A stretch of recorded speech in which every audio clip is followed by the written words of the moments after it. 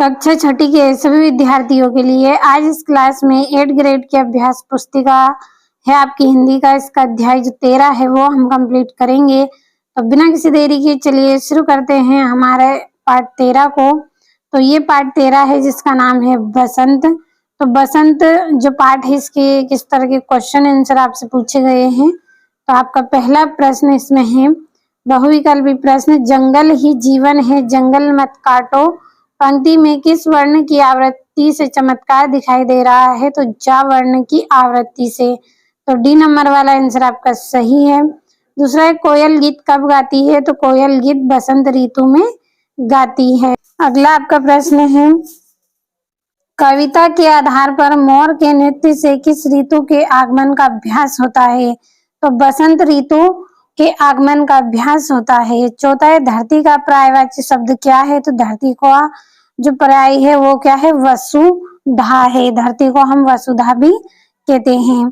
आपका पांचवा जो प्रश्न है निम्नलिखित में शुद्ध वर्तनी वाला शब्द कौन सा है। तो इसमें जो शिविर है ये शिविर सही लिखा है। तो शिविर शब्द आपका यहाँ पे सही रहेगा। अब अगला आपका जो प्रश्न है उसमें आपको नीचे दिए गए शब्दों में से उचित शब्द चुनकर रिक्त स्थान की पूर्ति करना है। छठा वृक्ष लगाना रेडिस के लिए आवश्यक है। तो किसके लिए, हरियाली के लिए आवश्यक है। सातवां पत्तों के झुरमुट से रेडिस की आवाज आती है। तो किसकी आवाज आती है, कोयल की आती है। आठवां है अमुआ शब्द का प्रयोग डेडेस वृक्ष के लिए किया गया है। तो आम के वृक्ष के लिए किया गया है।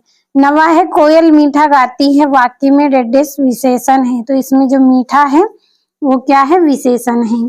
अगला आपका रहेगा जल ही जीवन है। तो जंगल भी डेडेस है। तो जीवन है ये भी।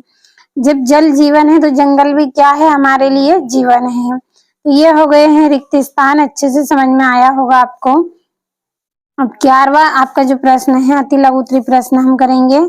कहाँ ठहर जाए भो कविता में यह कथन कौन कह रहा है। तो भौरा यह कथन कह रहा है। कौन कह रहा है, भौरा यह कथन कह रहा है। 12वां है कविता में बसंत ने जंगल को क्या कहा है। तो बसंत ने जंगल को जीवन कहा है। क्या कहा है, जीवन कहा है।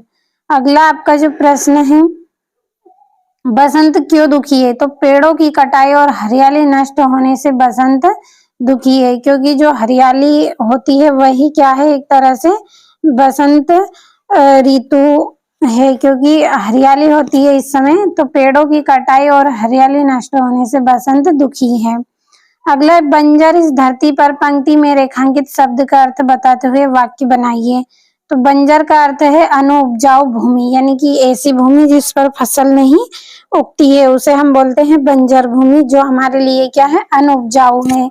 वाक्य बनेगा बंजर भूमि पर खेती नहीं होती है। बंजर भूमि पर खेती नहीं होगी, ये वाक्य इसका बनेगा।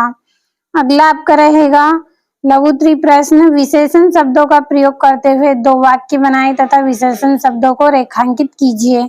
तो पहला है सुंदर फूल खिले हैं और दूसरा है मीठा आम स्वादिष्ट होता है। तो इसमें विशेषण आपका सुंदर है और क्या रहेगा, स्वादिष्ट।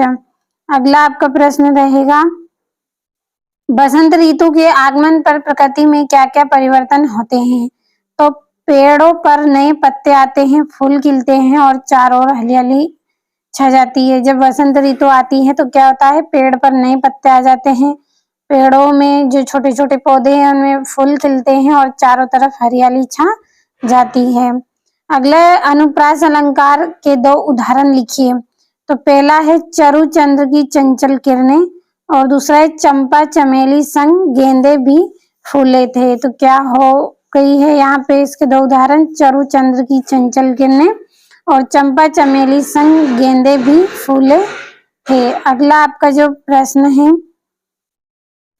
बसंत ऋतु के मोहक रूप को पुनः प्राप्त करने के लिए आप क्या क्या करेंगे। तो हम अधिक पेड़ लगाएंगे, पेड़ों की रक्षा करेंगे और पर्यावरण को स्वच्छ रखेंगे। अधिक पेड़ हम लगाएंगे जिससे कि जो बसंत ऋतु है वो मोहक रूप को पुनः प्राप्त कर सके, और पेड़ों की रक्षा करेंगे और पर्यावरण को स्वच्छ रखेंगे।